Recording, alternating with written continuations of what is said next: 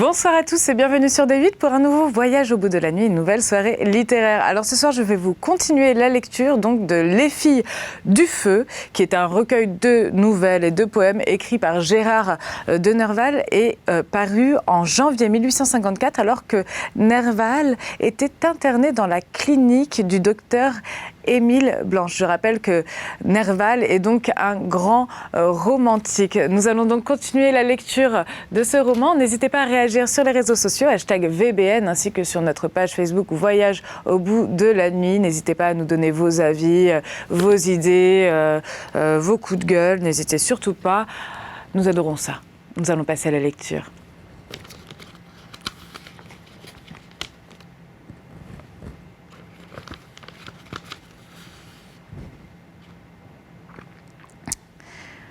Des carrières rougeâtres se dessinaient encore çà et là à travers les bois effeuillés, ravivaient la teinte verdâtre des plaines et des forêts, où les bouleaux blancs, les troncs tapissés de lierre et les dernières feuilles d'automne se détachaient encore sur les masses rougeâtres des bois encadrés des teintes bleues de l'horizon.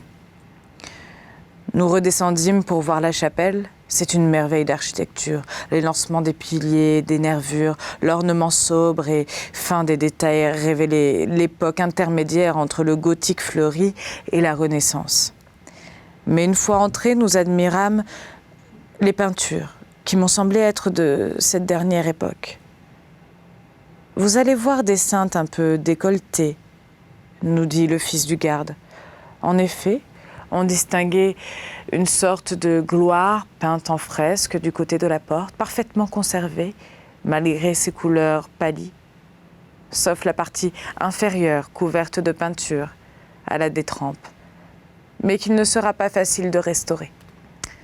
Les bons moines de Chaly auraient voulu supprimer quelques nudités trop voyantes du style Médicis. En effet, tous ces anges et toutes ces saintes faisaient l'effet d'amour et de nymphes aux gorges et aux cuisses nues. L'abside de la chapelle offre dans les intervalles de ces nervures d'autres figures mieux conservées encore et du style allégorique, usité, postérieurement à Louis XII. En nous retournant pour sortir, nous remarquâmes au-dessus de la porte des armoiries, qui devait indiquer l'époque des dernières ornementations, il nous fut difficile de distinguer les détails de l'écusson écartelé qui avait été repeint postérieurement en bleu et en blanc. Au 1 et au 4, c'étaient d'abord des oiseaux, que le fils du garde appelait des cygnes, disposés par 2 et 1. Mais ce n'étaient pas des cygnes. Sont-ce des aigles déployés, des merlettes ou des alérions ou des ailettes attachées à des foudres. Au 2 et au 3, ce sont des fers de lance ou des fleurs de lys, ce qui est la même chose. Un chapeau de cardinal recouvrait l'écusson et laissait tomber des deux côtés ses résilles triangulaires ornées de glands. Mais n'en pouvant compter les ranger parce que la pierre était frustre, nous ignorions si ce n'était pas un chapeau d'abbé. Je n'ai pas de livre ici, mais il me semble que ce sont là les armes de Lorraine, écartelées de celles de France. Seraient-ce les armes du cardinal de Lorraine, qui fut proclamé roi dans ce pays sous le nom de Charles X, ou celles de l'autre cardinal qui aussi était soutenu par la Ligue?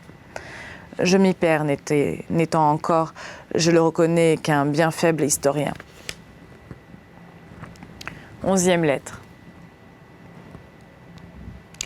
Le château d'Ermenonville, les Illuminés, le roi de Prusse, Gabriel et Rousseau, les tombes, les abbés de Chaly.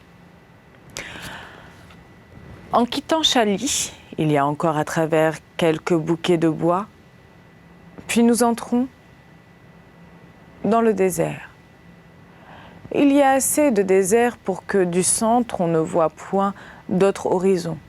Pas assez pour qu'en une demi-heure de marche, on arrive au paysage le plus calme, le plus charmant du monde. Une nature suisse découpée au milieu du bois, par suite de l'idée qu'a eue René de Girardin d'y transplanter l'image du pays dont sa famille était originaire. Quelques années avant la Révolution, le château d'Ermenonville était le rendez-vous des illuminés qui préparaient silencieusement l'avenir. Dans les soupers célèbres d'Ermenonville, on a vu successivement le comte de Saint-Germain, Mesmer et Cagliostro, développant dans des causeries inspirées des idées et des paradoxes dont l'école dite de Genève hérita plus tard. Je crois bien que M. de Robespierre, le fils du fondateur de la loge écossaise d'Arras, tout jeune encore, peut-être encore plus tard, Sénancourt, Saint-Martin, Dupont de Nemours et Cazotte vinrent exposer soit dans ce château, soit dans celui de Le Pelletier de Morfontaine, les idées bizarres qui se proposaient, les réformes d'une société vieillie, laquelle dans ses modes, même avec cette poudre qui donnait au plus jeune front un faux air de la vieillesse, indiquait la nécessité d'une complète transformation. Saint-Germain appartient à une époque antérieure, mais il est venu là. C'est lui qui avait fait voir à Louis XV dans un miroir d'acier son petit-fils sans tête. Comme Nostradamus avait fait voir à Marie de Médicis les rois de sa race, dont le quatrième était également décapité. Ceci est de l'enfantillage. Ce qui révèle les mystiques, c'est le détail rapporté par Beaumarchais, que les Prussiens, arrivés jusqu'à Verdun, se replièrent tout à coup d'une manière inattendue, d'après l'effet d'une apparition dont leur roi fut surpris et qui lui fit dire « N'allons pas outre », comme en certains cas disaient les chevaliers. Les illuminés français et allemands s'entendaient par des rapports d'affiliation. Les doctrines de Weishaupt et de Jacob Bohème avaient pénétré chez nous, dans les anciens pays francs et bourguignons, par l'antique sympathie et les relations séculaires des races de même origine. Le premier ministre du neveu de Frédéric II était lui-même un illuminé. Beaumarchais suppose qu'à Verdun, sous couleur d'une séance de magnétisme, on fit apparaître devant Frédéric Guillaume son oncle, qui lui aurait dit « Retourne », comme le fit un fantôme à Charles VI. Ces données bizarres confondent l'imagination.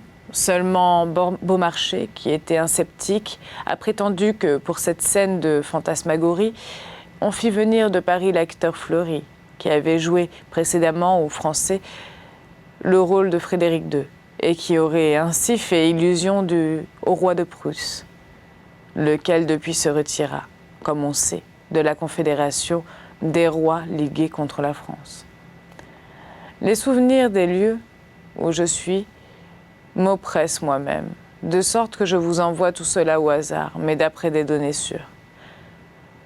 Un détail plus important à recueillir, c'est que le général prussien, qui, dans nos désastres de la Restauration, prit possession du pays ayant appris que la tombe de Jean-Jacques Rousseau se trouvait à Ermenonville, exempta toute la contrée depuis Compiègne des charges de l'occupation militaire.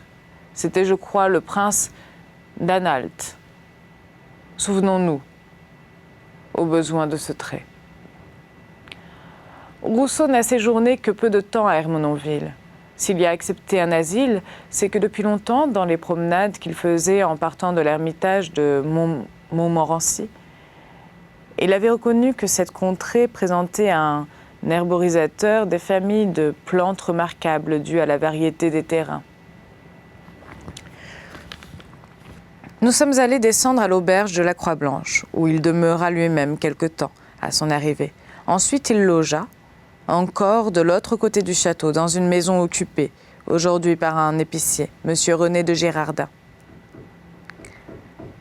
Lui offrit un pavillon inoccupé, faisant face à un autre pavillon qui occupait le concierge du château. Ce fut là qu'il mourut. En nous levant, nous allâmes parcourir les bois encore enveloppés des brouillards d'automne, que peu à peu nous vîmes se dissoudre en laissant reparaître le miroir azuré des lacs. J'ai vu de pareils effets de perspective sur des tabatières du temps. Je revis l'île des peupliers au-delà des bassins qui surmontent une grotte factice. Excusez-moi, je crois qu'il y a des fantômes, ça cogne au-dessus de ma tête. Sur laquelle l'eau tombe quand elle tombe. Sa description pourrait se lire dans les idylles de Gressner.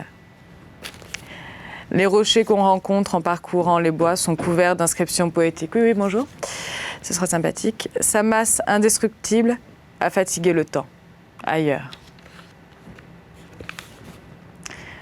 Excusez-moi, vous devez me prendre pour une folle, mais en fait, je crois qu'il y a des travaux en haut et ça n'arrête pas de cogner. Et je pense que le réal va aller dire à ces personnes de stopper.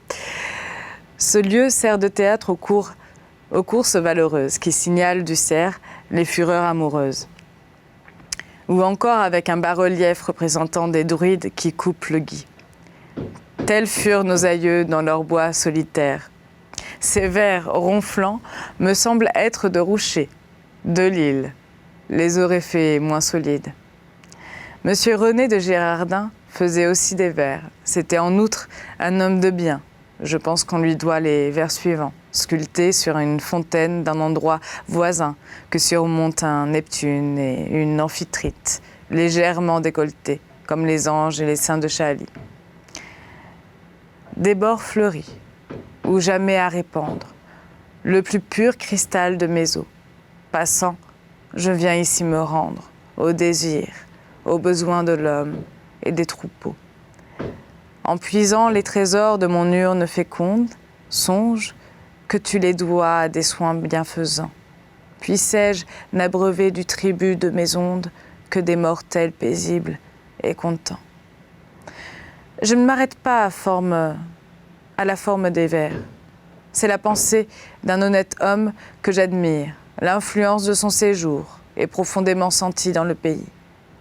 Là, ce sont des salles de danse où l'on remarque encore le banc des vieillards. Là, des tirs à l'arc, avec la tribune d'où l'on distribuait des prix. Au bord des eaux, des temples ronds à colonnes de marbre, consacrés soit à Vénus génitrice, soit à Hermès consolateur. Toute cette mythologie avait alors un sens philosophique et profond. La tombe de Rousseau, est restée telle qu'elle était, avec sa forme antique et simple, et les peupliers et feuillets accompagnent encore d'une manière pittoresque le monument qui se reflète dans les eaux dormantes de l'étang. Seulement la barque qui conduisait les visiteurs est aujourd'hui submergée. Les cygnes, je ne sais pourquoi, au lieu de nager gracieusement autour de l'île, préfèrent se baigner dans un ruisseau d'eau bourbeuse qui coule dans un rebord entre des saules aux branches rougeâtres et qui aboutit à un lavoir situé le long de la route. Nous sommes revenus au château. C'est encore un bâtiment de l'époque de Henri IV, refait vers Louis XV, et construit probablement sur des ruines antérieures, car on a conservé une tour crénelée qui jure avec le reste, et les fondements massifs sont entourés d'eau, avec des poternes et des restes de pont-levis. Le concierge ne nous a pas permis de visiter les appartements, parce que les maîtres y résidaient.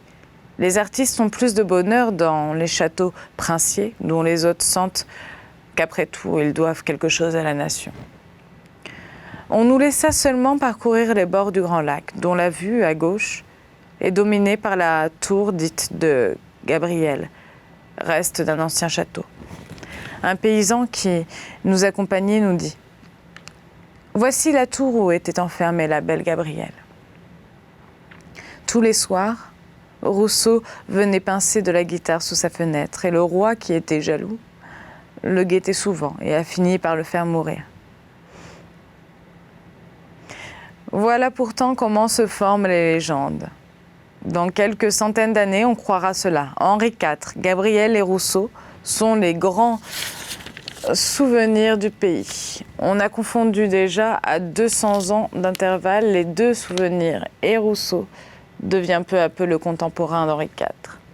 Comme la population l'aime, elle suppose que le roi a été jaloux de lui et trahi par sa maîtresse, en faveur de l'homme sympathique aux races souffrantes.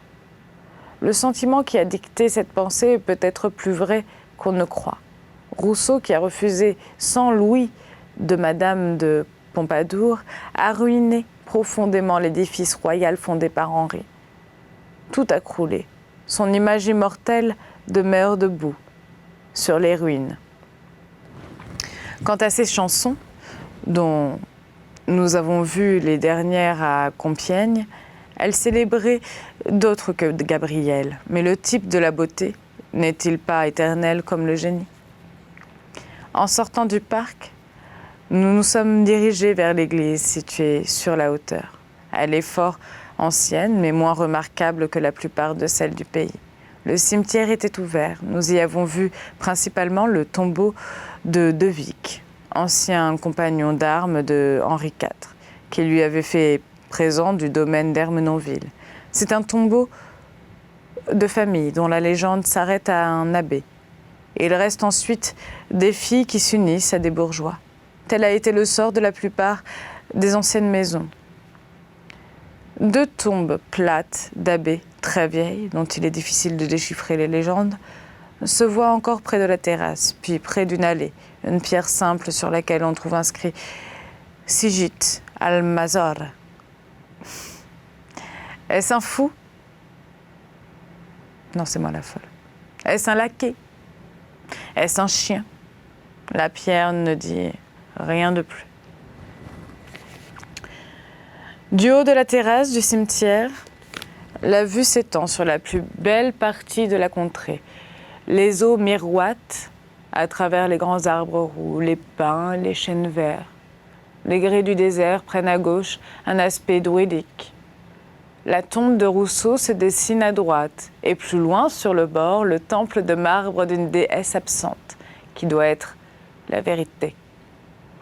Ce dut être un beau jour que celui où une députation envoyée par l'Assemblée nationale vint chercher les cendres du philosophe pour les transporter au Panthéon. Lorsqu'on parcourt le village, on est étonné de la fraîcheur et de la grâce des petites filles. Avec leurs grands chapeaux de paille, elles ont l'air de Suissesse. Les idées sur l'éducation de l'auteur d'Émile semblent avoir été suivies. Les exercices de force et d'adresse, la danse, les travaux de précision, encouragés par des fondations diverses, ont donné sans doute à cette jeunesse la santé, la vigueur et l'intelligence. L'intelligence des choses utiles. J'aime beaucoup cette chaussée, dont j'avais conservé un souvenir d'enfance et qui, passant devant le château, rejoint les 2 parties du village, ayant 4 tours basses à ses 2 extrémités.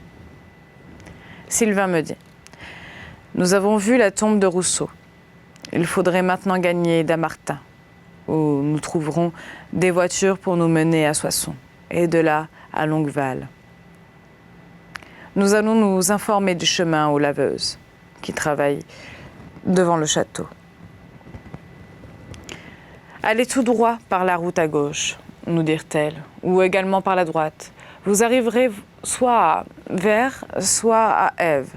Vous passerez par Autis, et en 2 heures de marche, vous gagnerez Dammartin. Ces jeunes filles fallacieuses nous firent faire une route bien étrange. Il faut ajouter qu'il pleuvait. La route était fort dégradée, avec des ornières pleines d'eau qu'il fallait éviter en marchant sur les gazons. D'énormes chardons qui nous venaient à la poitrine. Chardons à demi gelés, mais encore vivaces. Nous arrêtaient quelquefois. Ayant fait une lieue, nous comprîmes que, ne voyant ni Vers, ni Ève, ni Autis, ni seulement la plaine, nous pouvions nous être fourvoyés. Une éclaircie se manifesta tout à coup à notre droite. Quelqu'une de ces coupes sombres qui éclaircissent singulièrement une forêt. Nous aperçûmes une hutte, fortement construite en branches rechampies de terre, avec un toit de chaume, tout à fait primitif. Un bûcheron fumait sa pipe devant la porte. Pour aller à Vers, vous en êtes bien loin. En suivant la route, vous arriverez à Montaby. Nous demandons Vers ou Ève. Eh bien, vous allez retourner.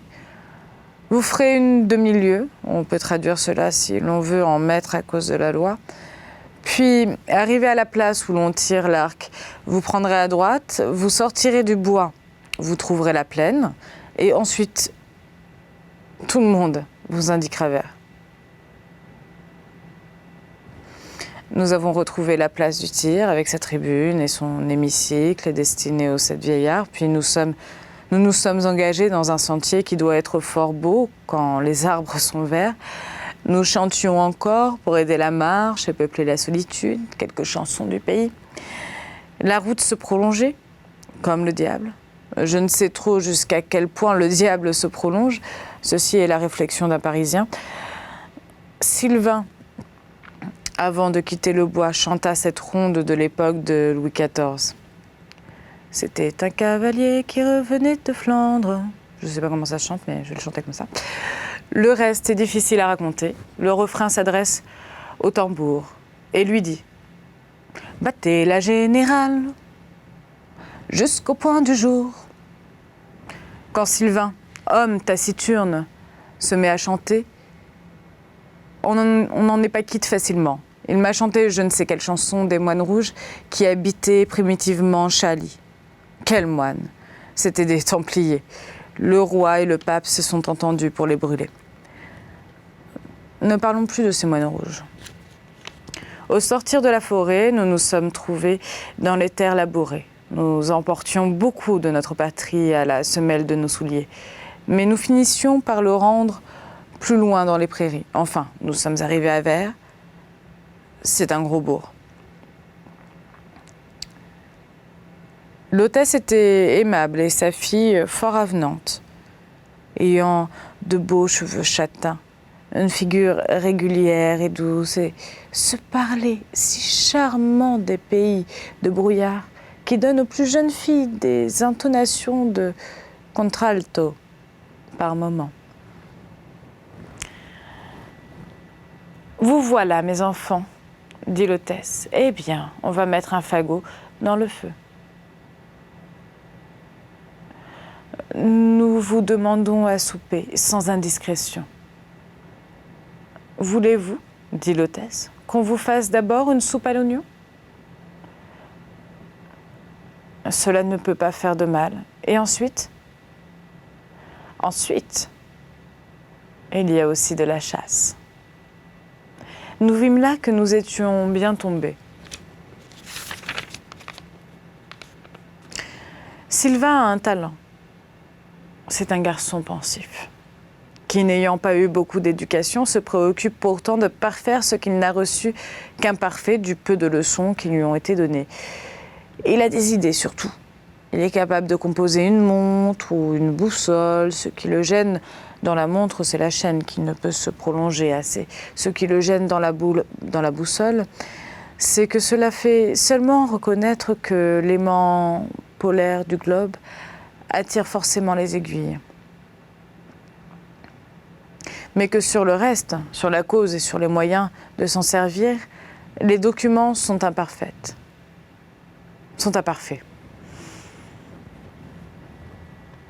L'auberge, un peu isolée, mais solidement bâtie, où nous avons pu trouver asile, offre à l'intérieur une cour à galeries d'un système entièrement valaque.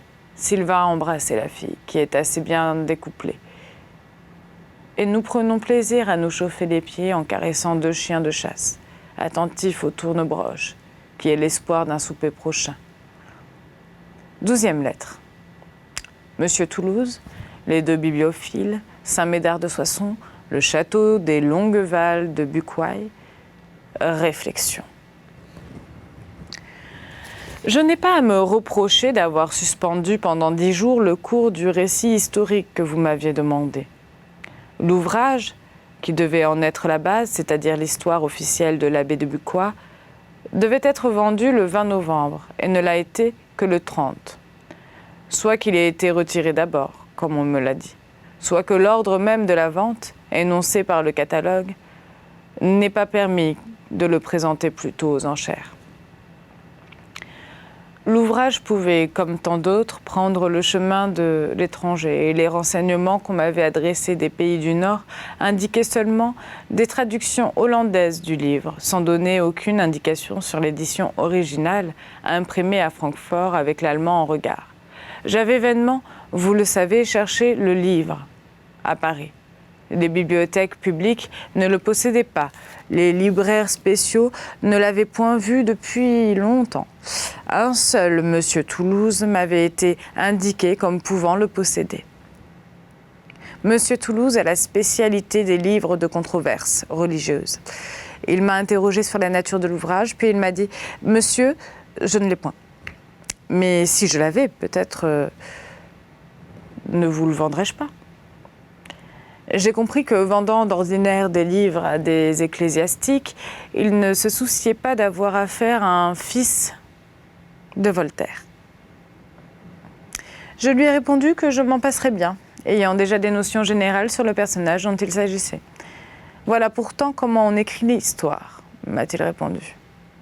Vous me direz que j'aurais pu me faire communiquer l'histoire de l'abbé de Bucquoy par quelques-uns de ces bibliophiles qui subsistent encore, tel monsieur de Montmerquet et autres, à quoi je répondrai qu'un bibliophile sérieux ne communique pas de ses livres. Lui-même ne les lit pas, de crainte de les fatiguer. Un bibliophile connu avait un ami. Cet ami était devenu amoureux d'un Anacréon, Insaise, édition lyonnaise du XVIe siècle, augmentée des poésies.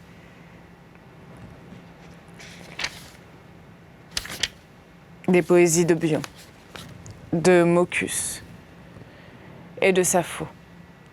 Le possesseur du livre n'eût pas défendu sa femme aussi fortement que son Insaise, presque toujours son ami, venant déjeuner chez lui, traversait indifféremment la bibliothèque, mais il jetait à la dérobée un regard sur l'Anacréon. Un jour, il a dit à son ami: « Qu'est-ce que tu fais de cette Insaise mal reliée et coupée ? Je te donnerai volontiers le voyage de Polyphile en italien, édition Princeps des Halles, avec des gravures de Belin. Pour cette Insaise, franchement, c'est pour compléter ma collection des poètes grecs. » Le possesseur se borna à sourire. « Que te faut-il encore ? » ?»« Rien, je n'aime pas à échanger mes livres. »« Si je t'offrais encore mon roman de la Rose, grande marge, avec des annotations de Marguerite de Valois. »« Non, ne parlons plus de tout ça. Comme argent, je suis pauvre, tu le sais.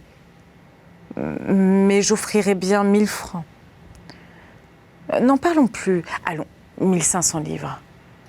Je n'aime pas les questions d'argent entre amis. La résistance ne faisait qu'accroître des désirs de l'ami du bibliophile. Après plusieurs offres encore repoussées, il lui dit, arrivé au dernier paroxysme de la passion: « Eh bien, j'aurai le livre à ta vente, à ma vente. Mais je suis plus jeune que toi. Oui, mais tu as une mauvaise toux. Et toi, t'as sciatique ? On vit 80 ans avec cela. » Voilà, c'est ainsi que se termine donc ma deuxième lecture de ce livre. Je m'excuse donc pour les petits bruits qui m'ont fait devenir une espèce de Nostradamus momentané. Je vous souhaite une très très bonne soirée, une très bonne matinée pour certains et de très beaux rêves pour d'autres. À tout bientôt.